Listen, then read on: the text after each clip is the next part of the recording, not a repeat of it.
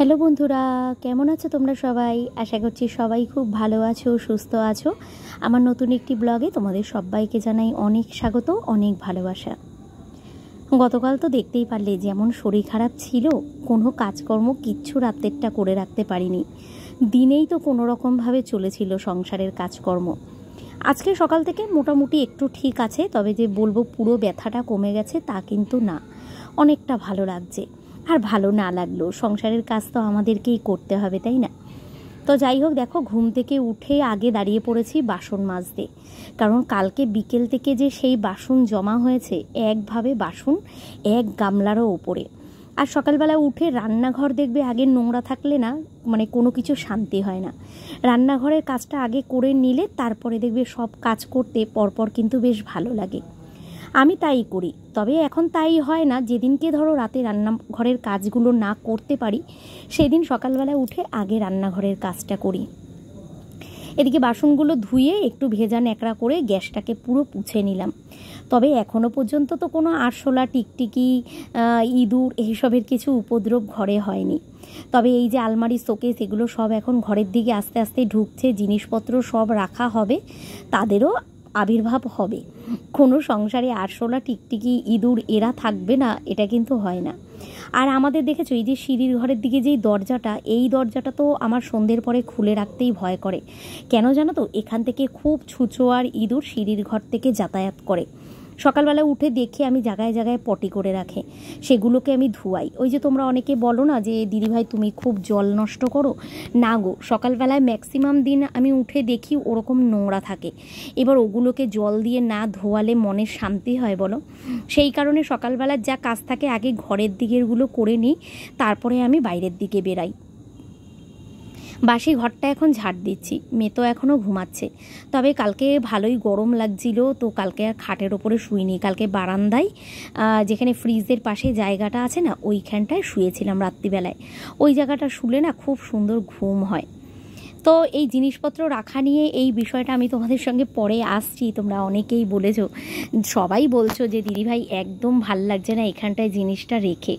তবে সত্যি কথা বলবো, যখন এই জিনিসটা তোমাদের দাদাভাই রেখেছিল, আমিও বলেছিলাম যে জিনিসটা আমার ঠিক পছন্দ হচ্ছে না। আর মেন কথা কি, আমার তো ওপেন কিচেন, আর তোমরা দেখেছো আমার কিচেন খোলা, জানলাটাও অনেক ওপরে, চিমনি যেহেতু লাগানো না, তো আমার কিন্তু খুব তাড়াতাড়ি ঘরও নোংরা হবে, আর এর আশেপাশে যা জিনিস থাকবে সেগুলোও কিন্তু নোংরা হয়ে যাবে, তেল চিটে হয়ে যাবে।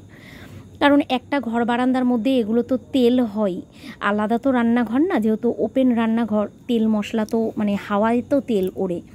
তো সেই কারণে আমি তোমাদের দাদাভাইকে গতকালকে রাত্রিবেলায় ওখানটায় শুয়ে শুয়ে বলছিলাম যে আমার না আলমারি আর ড্রেসিং টেবিল এই জায়গাটায় একদম পছন্দ হয়নি, একটু জায়গা করো না, দেখো না ঘরে কোনো রকমভাবে রাখা যায় নাকি। তো তোমাদের দাদাভাই বলল যে এখন কিচ্ছু হবে না, যা দেখবো রাত্রিবেলায়, কারণ এখন আমি বেরাবো। ওর একটু বেরোনোর আছে, সকালবেলায় এই কাজগুলো নিয়ে এখন বসবে না। ও বললো আমি বেরাবো, এসে তারপরে বিকেলবেলায় দেখবো কি করা যায়। তো ভাবলাম চলো, যদি বিকেলবেলায় কিছু করি সেগুলো তোমাদের দেখাবো, তখন আবার কোথায় কি রাখলাম সেটা তোমাদের দেখাবো। আর দেখো বাইরে বেরিয়ে এসছি, আর সিঁড়ির ঘরটাই আগে ধোয়াবো। গতকাল বিকেলে যা ভরা জলগুলো আছে, বাসি জলগুলো, এগুলো দিয়েই আমি সকালবেলায় আগে কাজ আরম্ভ করি। জল হয়তো তোমরা অনেকে দেখে ভাবো আমি অনেক জল নষ্ট করি, দেখো যেইটুকুনি প্রয়োজন হয় সেইটুকুনি জল তো ব্যবহার করতেই হয়। এই যে সিঁড়ি এই জায়গাটা খোলা আছে, এই জায়গাটা যদি সকালবেলা দিনে একবার একটু না ধোয়াই ভালো লাগে বলো? দিনে একবার ধোয়ালাম, তারপরে সারাদিন কিন্তু ঝেড়েও পরিষ্কার করা যায়। এই দুয়ারের সামনে, ঘরের সামনে, রাস্তায়, এগুলো সিঁড়িতে, এগুলো তো আমাদেরকে একটু প্রত্যেক দিনই জল দিতে হয়। আর এই যে মিষ্টু পটি করে না, সেই পটিগুলো ধরো ঝেড়ে সিঁড়ির ঘরের দিকে ফেলি, এবার ওগুলোকে ঝাড় দিই, নোংরা হয়ে থাকে সেগুলো তো পরিষ্কার করতেই হয়। তো সিঁড়ি টিড়িগুলো দেখো ধুয়ে দিলাম, এদিকে একেবারে সামনেটা পুরো ধুয়ে দিলাম। তোমাদের দাদাভাইকেও বললাম গাড়িটা সরিয়ে দিতে। আর আমিও এদিকে দেখো ঠাকুর ঘরে ব্যালকনির ওপরের প্লাস্টিকটাকেও খুলে দিচ্ছি। প্রত্যেক দিন রাত্রিবেলায় দিয়ে রাখি, কারণ এখন হুট করে যে কোন দিন বৃষ্টি হয় আবার কোন দিন বৃষ্টি হয় না বোঝা তো যায় না। রাত্রিবেলায় করে বৃষ্টি নামলে গোপাল সোনার জন্য যেই আলমারিটা কিনেছি ওটা পুরো জলে ভর্তি হয়ে যাবে। তো এখানে আমার বাসি কাজকর্ম সেরে ঠেরে সব চলে এসেছি। দেখো ঘরে একটু স্নান করলাম, প্রচণ্ড গরম লাগছিল কাজ করতে করতে। সব কাজকর্মগুলো করে জামা কাপড় কাচলাম, ছাদে মেলে আসলাম, আর বাদবাকি যা কাজ ছিল সেগুলো করে তারপর একটু স্নান করে একেবারে ঘরে আসলাম। ভাত করে নিয়েছি, পাখা চলছে, হ্যাঁ আওয়াজ হবে একটু। সকালবেলা কাজের ফাঁকেই স্নান করে এসেই আগে ভাত করে নিয়েছি। মেয়ে ওদিকে পুজো দিল, মানে ভাতে মাছি পড়ছে দিঘায়, তো মেয়ে পুজো দিল। আর এখানে দেখো দুজনের জন্য ভাত বেড়ে নিয়েছি, এক জায়গায় মেখে দুজনে একেবারে খেয়ে। এখন মনে হয় 9:45 কি 10টা হবে, 10:10। তো আমি এখন তাড়াতাড়ি দুজনে মিলে খেয়ে এরপরে মেখে রেডি করব, ঠিক আছে? আগে চলো ভাতটা মেখে খেয়ে নিই। ভাত তো করে ফেলেছি, আলু সেদ্ধ আর ভাত দিয়ে করলাম। ভেবেছিলাম যে রুটি করব, তারপরে দেখলাম না, টাইমে আর হচ্ছে না। বলো না মাথার যন্ত্রণা, আমার আর কিচ্ছু ভালো লাগছে না। মেয়ে পুজো করে দিয়েছে একেবারে, দুপুরের পুজো সকালের পুজো সব একেবারে আজকে করে দিয়েছে, কারণ ও বেরিয়ে গেলেই তো আমি এদিকের কাজে লেগে পড়বো, তারপর আর পুজো দেওয়া হবে না। তো সেই কারণে ও একেবারে পুজো দিয়ে দিয়েছে, আর আলু সেদ্ধ ভাত করলাম। এখন দুজনে একেবারে খেয়ে নেব, খেয়ে এরপরে ওকে রেডি করাবো, কারণ শাড়ি পরবে তো অনেকটা টাইম লাগবে। কি শাড়ি পরছে আর কি পরছে ওগুলো তোমাদেরকে আমি পরে দেখাচ্ছি, ঠিক আছে? দেরি হয়ে যাবে, আগে ভাতটা মেখে দিই। তো ওরা 11:30 মধ্যে ঘর থেকে বেরাবে, তো তার মাঝখানে শাড়ি পরাতে অনেকটা টাইম লাগবে। তো সেই কারণে আগে ওকে রেডি করে ছেড়ে নিই, তারপরে ভাবলাম এদিকের কাজ করব। কাজ বলতে সবই হয়ে গেছে, বাসি কাজ তো সবই হয়ে গেছে। জামা কাপড়গুলো কেচে রেখেছি, কিন্তু জামা কাপড়গুলো এখনও ছাদে মেলতে যেতে পারিনি, ছাদেই মেলবো। আর আজকে যেরকম রোদ আর সেরকমই গরম পড়েছে, ছাদে মেলবো। নিচের দড়িটা ফাঁকা রেখেছি, কারণ নিচের দড়ির মধ্যে আমি জামা কাপড় রোদে দেবো, অল্প অল্প করে যতটা পারবো জামা কাপড় রোদ্দুরে দেবো। আর আলমারি হয়তো দিনের বেলা গোছানোর টাইম পাবো না কিছু, সন্ধ্যের পর থেকে বসে গোছাবো। তোমাদের দাদাভাই চলে আসবে, একেবারে খাটগুলো যা ঘুরিয়ে দেওয়ার সব একেবারে ঘুরিয়ে দেবো, ঘুরিয়ে দিয়ে তারপরে ঠিকঠাক করে দেবো, ঠিক আছে? চলো, ডিম হয়ে গেছে, মেয়েকে আগে খাবারটা দিয়ে নিই, আমিও খেয়ে নিই, খুব খিদে পেয়ে গেছে, পরে কথা বলছি। গতকালকে বিকেলবেলা স্টেশনে বেরিয়েছিলাম, তো মেয়ের জন্য এই কানেরটা কিনে নিয়ে এসেছি। এই কানেরটা কিনে নিয়ে এসেছি, বেশ সুন্দর লাগছিল খুব কানেরটা। শাড়ি পরলে না এইরকম একটু বড় কানের হলে বেশ ভালো লাগে। ওর কাছে আমার কাছে আর আমার মেয়ের কাছে সব বড় কানেরই আছে, কিন্তু দেখলাম কানেরটা দেখে খুব পছন্দ হলো। 100 টাকা নিয়েছিল কালকে কানেরটা, তো এই কানেরটা কিনে নিয়ে এসেছিলাম। আর মেয়ের ঘড়ি যেহেতু অনেক দিন ধরে খারাপ হয়ে গেছে, তো সেই কারণে এবার বেল্ট দেওয়া ঘড়ি ওর খুব ইচ্ছে ছিল, তো একটা বেল্ট দেওয়া ঘড়ি নিয়ে এসেছি। আর এই শাড়িটা পরবে, তো এখন ঠিক হয়েছে, সাদার মধ্যে লালের মধ্যেই সবাই শাড়ি পরবে, তো সেই কারণে এই শাড়িটা পরবে। তো এই শাড়িটা পরবে, আর এই শাড়িগুলো বেশ ভালো লাগে, একদম হালকা পাতলা হয় তো বেশ ভালো লাগে। আর তার সাথে এই ব্লাউজটা পরবে। তো আমি বলেছিলাম যে এই ব্লাউজটা পরতে, এটা আমার মেয়ের গত বছর পুজোর সময় কেনা হয়েছিল। এই ব্লাউজটার পিঠটাও খুব সুন্দর, কিন্তু শাড়িটাও খুব সাদা হয়ে গেছে, আবার ব্লাউজটাও বেশি একটু সাদা হয়ে গেছে, তো সেই কারণে এই ব্লাউজটা আর পরবে না। ও বললো মা এই ব্লাউজটা পরবো না, এই লালটা পরবো। তো দেখলাম না, এই লালটাই সত্যি ভালো লাগছে, এটাও ঘটি হাতা।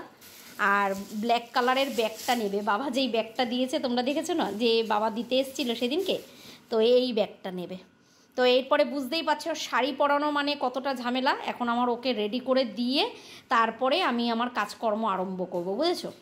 তো চলো ওকে রেডি করে দিয়ে নিই, একেবারে রেডি হয়ে নিই, তারপরে বেরোনোর সময় তোমাদেরকে দেখাচ্ছি। অনেক কষ্টে শাড়ি পরিয়ে দিয়েছি, এই যে শাড়িটা পরেছে, একেবারে জুতো টুতো পরে নিয়েছে। এই জুতোটা ওর কেনা হয়েছে, মা একটু সামনের দিকে আগা। এই জুতোটা ওর কিনেছি, ওর হিল তোলা জুতো আছে, তো তাই এই রকম রাফ ইউজ করার জন্য এইরকম টাইপের জুতো কিনেছে। তো এই যে এই শাড়ি, এই ব্লাউজটা দিয়েই পরলো। দেখলাম প্রথমে ওই ব্লাউজটা পরেছিল, দেখলাম না এই ব্লাউজটা দিয়েই বেশি ভালো লাগছে, আর কত বড় বড় লাগছে দেখেছো শাড়ি পরে। শাড়িটাও বেশ সুন্দর আর নরম হালকা শাড়ি, তো সারাদিনে পরেও কষ্ট হবে না।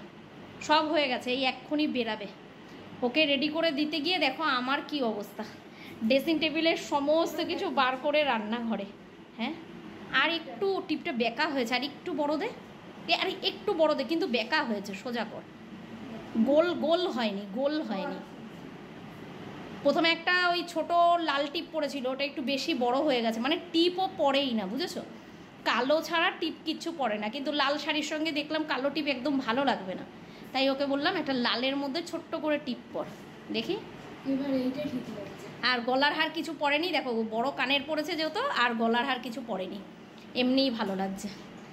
দাঁড়াও একটু দূর থেকে তোমাদেরকে দেখাচ্ছি, ঠিক আছে?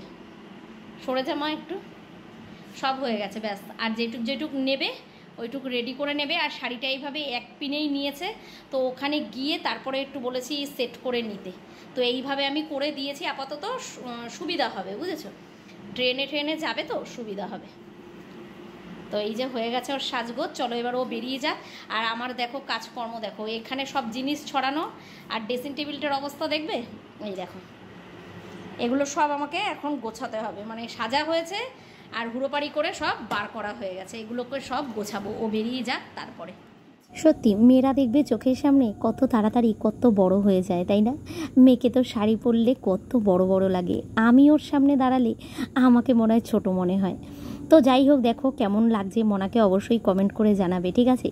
আজ হচ্ছে ওর বন্ধু ওরা সবাই মিলে আজকে যাচ্ছে ঘুরতে আর করবে একটু ফটোশ্যুট। তো সেই কারণে সবাই ঠিক করেছে সাদা লালের মধ্যে শাড়ি পরবে, মা আমিও সাদা লালের শাড়ি পরবো। তো এই শাড়িটা ওকে পরিয়ে দিলাম। তো এইভাবেই সেজেছে। ওখানে গিয়ে আঁচলটা বলেছি ঠিক করে নিতে, যেমন করবি, কারণ এতটা দূর যাবে তো পিন করে, মানে এক পিনে পুরো ছেড়ে দিলে ও পারতো না। সেই কারণে আমি আঁচলটাকে একটু ওইভাবে তুলে সেট করে দিয়েছি। এই যে ও বেরিয়ে যাচ্ছে এখন। তো ও বেরিয়ে যাওয়ার পর এরপরে আমি কাজে হাত দেবো। আর এটা কি করলো জানো তো, প্রত্যেক সময় আমার মেয়ে ঘর থেকে বেরোনোর সময়, মানে যেখানেই যাক, সেটা স্কুল হলেও, তো ওই ছোটোবেলার থেকে একটা অভ্যেস হয়ে গেছে কেনো আঙ্গুলটা দাঁত দিয়ে কেটে একটু থুতু লাগিয়ে দেওয়া। ওটা আমি ভুলে গেলেও এখন আমার মেয়ে ভোলে না। তো আমি তোমাদের সঙ্গে ভিডিও করতে করতে ভুলে গেছিলাম, তারপরে আবার নিজেই হাত বাড়িয়ে দিয়েছে, মা তুমি তো আজকে এটা করলে না। তো তারপরে আবার একটু আঙ্গুল কেটে থুতু দিয়ে দিলাম। যাই হোক, মেয়ে চলে গেল দেখো, আর তোমাদের দাদাভাইও নেই। আমি তো মেয়ে থাকতে থাকতেই ও রেডি হতে হতে আমি এই ফাঁকে এক পাট জামা কাপড়, মানে শাড়িগুলো রোদ্দুরে দিয়েছিলাম। যতই ভাবি চুপ করে থাকবো, সত্যি কোনো কমেন্টের উত্তর দেব না, কারণ আজকাল তো চুপ করে থাকাটাই সবথেকে বুদ্ধিমানের কাজ। তুমি উত্তর দিয়ে কোনো কথা বলতে গেলেই কিন্তু তখন মানুষের গায়ে লাগবে। সমানে তোমাকে যে যতই মিষ্টি মুখে জুতোর বাড়ি মেরে যাক, তুমি চুপ করে শুনবে, তোমার শোনা ছাড়া কোনো কাজ নেই। কারণ তুমি এই সোশ্যাল মিডিয়ায় ভিডিও বানিয়ে টাকা ইনকাম করছো। কারণ কিছু মানুষ আছে না, তুমি যতই বলো তাদের আর কোনো শিক্ষা হবে না, তারা তোমাকে নিয়ে বাজে কথা বলেই যাবে। কারণ কি বলো তো, তাদের মানসিকতাটাই হচ্ছে এতটা ছোট। আমি যা করতে যাব সেটাতেই প্রবলেম। তাই আমি ভাবি সত্যি আশেপাশেই এরকম মানুষ থাকে যে তোমার মানে ভালোটা সহ্যই করতে পারে না, তোমাকে ভালো চোখে দেখেই না। কিন্তু দেখো, আমরা হয়তো অজান্তেই তার সঙ্গেই হাসি মুখে কথা বলি। আমরা শুধু আমাকে বললে হয় জানো তো, এখানে আমার যাকে নিয়েও টেনে আনছে, মানে আমরা দু বউই নাকি বাড়ির খুব বাজে। যাই হোক, আমরা নয় বাজে, আমি মনে করি সে বাড়ির ভালো বউ হলেই তাহলে শান্তি। সে যেন ভদ্র মতো নিজের শাশুড়ি নিয়ে, সংসারের পুরো পরিবার নিয়ে সুখে শান্তিতে ঘর করতে পারে। আমরা তো পারলাম না এত বছরেও, তা আমাদের মতো খারাপ আর কেউ নেই। তো সেই কারণে সে যেন খুব ভালো করে করতে পারে। তো এই কামনাই করি ঠাকুরের কাছে। আর যত খারাপ কথা বলার, যত কিছু খারাপ মনে আসে, সেগুলো শুধু কমেন্টের মাধ্যমে বলে যাও। তাছাড়া আমি মনে করি আর কিছু পারবে না। কারণ সে যদি ক্ষমতা থাকতো বা সাহস থাকতো, সে আমার সামনে এসে কথাগুলো বলতো, জানো তো। প্রত্যেক দিনই কমেন্ট দেখি, প্রত্যেক দিনই ভাবি কিছু বলবো না, কিন্তু কমেন্টগুলো এমনভাবে করে না, বিশ্বাস করো, তখন যে গা জ্বলার থেকেও বেশি না মনে খুব কষ্ট হয়। বিকেলবেলা তো তোমাদের দাদাভাই বললো, দেখো আমার টিভিটা এমন জায়গায় লাগানো না, পুরো দেয়ালটা জুড়েই আমার টিভিটা। এই দিকে বেশি বার করা যাবে না, কারণ এই দরজার সামনের দিকে আসতে যেতে গেলে ধাক্কা লাগবে, আর এই দিকেও চাপানো যাবে না। এবার আলমারিটা যদি আমি এরকমভাবে রাখি, পাল্লা খুলতেও পারবো না, টিভির মধ্যে বাড়ি খাবে, তো সেই কারণে হবে না। আলমারিটা অত সুন্দর ছাপা ঠাপা করেছি, তো এই জায়গাটা না আমার একটা যেন কেমন লাগছে, মানে ভালো লাগছে না এখানটায় নিজেরই। এখন যেন ভাবছি যে আলমারি আর ড্রেসিং টেবিলটা ঘরে থাকলে কতটা ভালো লাগতো, কিন্তু কিছু করার নেই। আর চলো, জায়গা যেরকম সেরকমভাবেই গুছিয়ে রাখতে হবে। সাজানো গোছানো হয়ে গেলে দেখতে খারাপ লাগবে না। শোকেসের জিনিসগুলো ম্যাক্সিমাম পরিষ্কার করা আছে, এগুলো সব গোছাবো, ঠিক আছে। তোমাদের দাদাভাইকে বলেছি আসার সময় এই যে এই ট্রাইপডের মুখটা নিয়ে আসতে, অনেকক্ষণ চেষ্টা করলাম এখন দাঁড়িয়ে দাঁড়িয়ে, মেন মাথাটাই পুরো ভেঙে গেছে না, এটা দিয়ে হবেই না।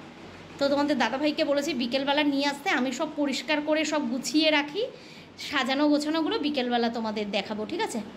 চলো, আর বক বক না করে একটুখানি গল্প চালাই ফোনে, আমার কাজগুলো তাহলে তাড়াতাড়ি হবে। এগুলো ঝটপট করে ভাজ করে নিই, পরে আবার ওগুলোকে তুলে এনে আবার ওগুলোকে ভাজ করব, আবার আরেক পার্ট দেবো। রোদটাও খুব সুন্দর আছে, এই বেলাতেই সব রোদ্দুরে দিয়ে রাখলে হয়ে যাবে। 12টা বাজে এখন, আমার কোনো কাজ নেই আর, এখন শুধু রান্না, মানে এই কাজটাই করব, গল্প শুনতে শুনতে এই কাজটা করব। যখন তোমাদের এই কথাগুলো বললাম না, তখন সত্যিই ঠিক ছিল না যে আলমারি, শোকেস মানে ড্রেসিং টেবিল এগুলো ঘরে নেব। সকালবেলা তোমাদের দাদাভাইকে বলেছিলাম, আর তোমাদের দাদাভাই আমাকে লজিকটা বুঝিয়ে দিয়ে গেল। নিজেও তাই কাজকর্ম করতে করতে ভাবছিলাম যে সত্যিই তো, তাহলে কি করা যায়। তারপরে ভাবলাম না, আলমারি ঠালমারি কিচ্ছু গোছাবো না, ফাঁকা থাক, ও আসুক, আগে একটা ডিসিশান নিয়ে নিই। তারপরে তোমাদের সবার কমেন্টগুলো দেখলাম তোমরা ম্যাক্সিমামই কেউ পছন্দ করছো না আমার ড্রেসিং টেবিলটা আর আলমারিটা এখানে রাখাতে। তোমরাও চাইছো আমি যাতে এটাকে ঘরে নিয়ে যাই, আমিও এটাকে ঘরেই নিয়ে যাব। দাঁড়াও, তোমাদের দাদাভাই আসুক, এখন তো কিচ্ছু গোছাচ্ছি না, ভেবেছিলাম সব গোছাবো। তারপরে ভাবলাম না থাক, আগে একটু সিদ্ধান্ত নিয়ে নিই, সব কিছু জিনিস একবার সেট করে তো দেখি কোথায় কোনটা ভালো লাগছে। নিতে আর কতক্ষণ, জিনিস গুছিয়ে ফেললে তখন আর নাড়াচাড়া করতে ইচ্ছে করবে না। তো দেখো, আলমারির প্লাস্টিকগুলো তো কালকে খুলিনি, ভাবলাম আলমারির প্লাস্টিকগুলো খুলে দিই, দিয়ে ভালো করে আলমারিটাকে মুছে নিই। পুরো আলমারিটায় ধুলোয় ধুলো, তো সেই কারণে এগুলোকে পরিষ্কার করে নিই। কাজ করতে করতে তোমাদের দাদাভাই চলে এসেছিল, মাছ নিয়েছিলাম জানো তো, কিন্তু মাছটা কাটতে ইচ্ছে করলো না। রান্না করেছিলাম কি বলো তো, আমি ভেবেছিলাম আমার জন্য তো আলু সেদ্ধ ভাত করে নিয়েছিলাম, ভেবেছিলাম হয়ে যাবে। তোমাদের দাদাভাই চলে এসছে, তো এখানে 4টে ডিম কষা রান্না করেছিলাম, শুধু মশলা দিয়ে ডিম কষা রান্না করেছিলাম।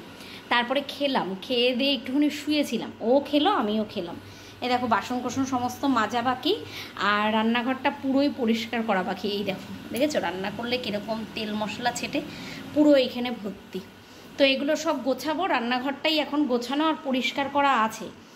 আর এদিকে কাজ বলতে আমি আলমারি ঠালমারিগুলো সমস্ত মুছে ফেলেছি জানো তো, মোছামুছির কাজগুলো করে নিয়েছি, কারণ রাত্রিবেলায় সন্ধ্যের পর থেকে বসে গোছালেও যাতে আর ধুলো নোংরাটা না হয়। একদম পুরো মুছে টুছে আমি পরিষ্কার করে ফেলেছি, আর এখন একটু খুলেই রেখেছি, গন্ধটা চলে যাবে। আর ওদিকে সমস্ত জামা কাপড় যা রোদ্দুরে দিয়েছিলাম সেগুলো সব তুলে দিয়েছি। কেন জানো তো, বাইরে করেছে। এই আলমারিটাও মুছে দিয়েছি, টেডি বিয়ারগুলো আপাতত এইভাবে রেখেছি, কিছু গোছানো হয়নি, সব গোছানোর কাজ বাকি। আগে সব পরিষ্কার করে নিই, এগুলো রোদে গরম হয়ে নিই তারপরে। ওদিকে 3টে পার্ট জানলা বন্ধ করে দিয়েছি, একটা পার্ট একটু খুলে রেখেছি কারণ ঘর হেভি গরম হয়ে যায়। শাড়িগুলো তো সব ওখানেই ভাঁজ করে রেখেছি। আর এই দেখো এক টাল এখানে এখনও জামা কাপড়, এগুলো ভাঁজ করতে হবে। সাথে সাথে বিছানা টিছানা সবই গোছানো হয়ে গেছে। একটুখানি শুয়েছিলাম, শরীরটা আর ভালো লাগছে না। মেন কথা পা দুটো একদম মনে হচ্ছে চলছেই না, পা দুটো। মাথার যন্ত্রণা কমেছে আজকে 4 দিন বাদে, এই দুপুরের পরে গিয়ে মাথার যন্ত্রণাটা পুরোপুরি কমেছে, কিন্তু কাজে কোনো এনার্জি লাগছে না, প্রচণ্ড গরম লাগছে। বাইরে এখন সুন্দর হাওয়া দিচ্ছে, প্রচণ্ড মেঘ করেছে বাইরে। আর জামা কাপড় দিইনি, যা ছিল সব কিছু তুলে নিয়ে এসেছি। ছাদে জামা কাপড় মেলেছিলাম, জামা কাপড় কেচে সেগুলোও তুলে নিয়ে এসেছি। আর যেহেতু এখন আমার ফোন ধরার মতো কেউ নেই, মনা থাকলে তাও মনা একটু ফোনটা ধরে দিতে পারতো। তো কাজগুলো তোমাদের দেখালাম, তারপরে ঘরটা ঝাড় দেবো, ঘরটা মুছবো, তারপরে আমি আরেকবার গিয়ে স্নান করে আসবো। এইটুকুনি করে চলো কাজ করে আসি, কারণ আমার ট্রাইপডের ওটা আনা হয়নি। তোমাদের দাদাভাইকে বলেছিলাম, ও ভুলে গেছে। আর আমার ফোনের ব্যালেন্স শেষ হয়ে গেছে, তো সেই কারণে ওকে ফোন করে মনেও করতে পারিনি।